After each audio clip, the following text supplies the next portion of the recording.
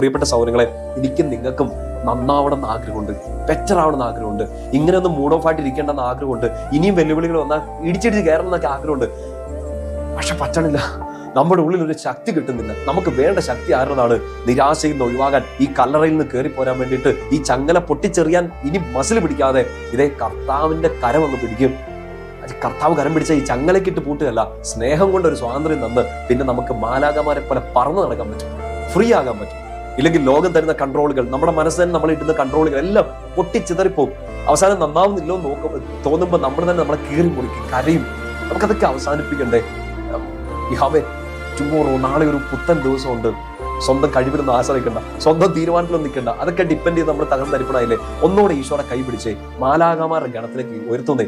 ഈശോയുടെ ഒരു സ്പെഷ്യാലിറ്റി എപ്പോഴും അങ്ങനല്ലേ? ഈ വല നന്നാക്കിക്കൊണ്ട് നടന്ന യോഹന്നാനെ പിടിച്ച് നെഞ്ചോട് ചേർത്ത് പിടിച്ചവനല്ലേ ഈശോ? ചുങ്കം പിരിച്ചുകൊണ്ട് നാട്ടുകാരുടെ ചീത്ത മുഴുവൻ കേട്ടുകൊണ്ട്